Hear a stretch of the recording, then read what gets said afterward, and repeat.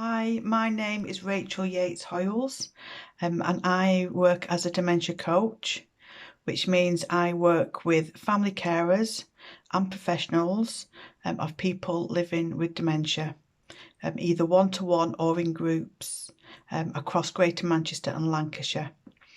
The main aim of my work is to support people who are living with dementia and their carers, to talk through some of the daily challenges they may be going through, learn a little bit about dementia, talk about how they feel about it, and hopefully help them to cope just that little bit more.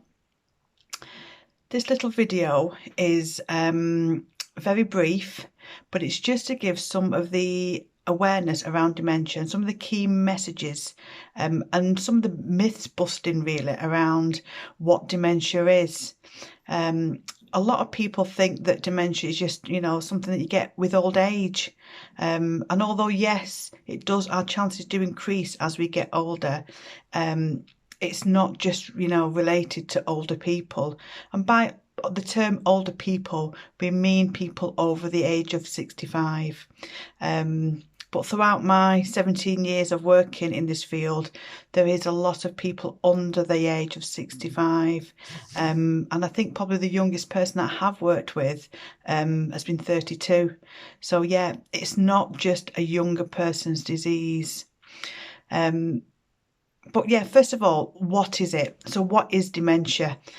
Well, the technical term is a loss of cognitive functioning, and it is a disease of the brain. And sometimes, depending on where the disease in the brain is affected, can affect on what type of dementia people have. So one of the main types of dementia that people may have heard of is Alzheimer's. And that's really one of the biggest questions that I get asked, really. What is the difference between dementia and Alzheimer's? Well, the difference is that the word dementia is just a word. It's an umbrella term that describes all the different types of dementia and their symptoms and their signs.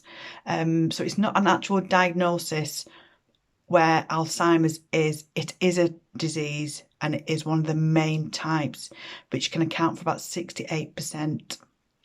Other types of dementia that you may have heard of are vascular dementia, frontal temporal lobe dementia, Lewy bodies, Korsakoff. That's another type of dementia. That's alcohol-induced dementia. But lots of different types and lots of different subtypes as well. And sometimes people can get a diagnosis of different types. So you've not just got Alzheimer's or vascular. It could be a little bit of both. And from that, they call that mixed dementia. So that's when there's a little bit of both, or maybe 2 or 3, but yeah, mixed dementia. So as I've said, it is a disease of the brain, and sadly, it is a progressive disease with no cure at the moment. A lot of my work is focused around supporting people to get a diagnosis, which people do find very stressful, and it can be very long and challenging.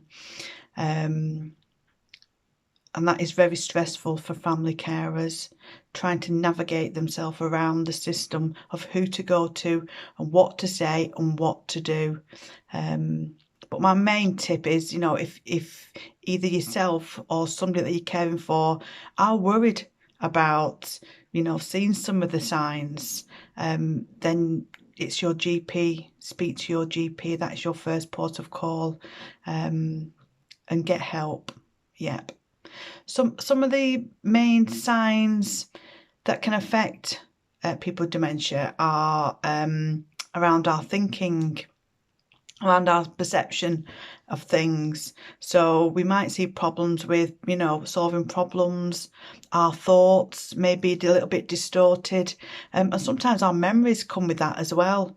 And what we see from that as well is something that's called confabulation, where the brain has distorted some of the memories, and there is gaps in there, and this is where people can start to fill in those gaps with something that's happened in the past or something that's happened that day, and the story can sort of like evolve. Other things that other signs that you might see are changes in behaviours. So your mood may change. You may become a little bit more irritable than you were before, or you might have lost interest in some hobbies, something that you've done for a long time. It's just not of interest to you now. Communication is another big sign. The use of our language, some of the words that we use, having a conversation, an everyday conversation, may become more difficult now. Reasoning, understanding others. You know, people often do find that is really a struggle, you know, and you may find people start repeating themselves or repeating the same question or forgotten what they've said. Coordination can be a problem as well. And by coordination, you know, mobility, walking around, getting around the house or going outside or falling more often, eating, getting dressed, all these, or having a shower or a bath, all these things are coordination. So yeah, there's lots of things that are linked to some of the signs of dementia. It's not just about memory loss, it's a host of all other things that come with that as well. Within my work, I do promote that you can live well with dementia, and that message has come from mainly people who have living with dementia. That's the message that they want to get across, and they do acknowledge that, you know, some days are good and some days are bad, but overall, people with dementia do want to feel included as part of society, and they do want to live as independently as possible, and live the best life that they can. The other message as well that people living with dementia want to get out is that there's more to them than just the diagnosis and just a label. They have a life full of, you know, memories and stories that they've done, and you know, I really want to share those and feel included and part of what they've always been used to. There is a saying that people say, you know, if you've met one person living with dementia, you've met one person. We are all unique in all our different ways, all our little quirks. And throughout my work is finding out the uniqueness of individuals, and that's part of my work that I enjoy. I love listening to people's stories of things that they've done and why they are the person that they are today.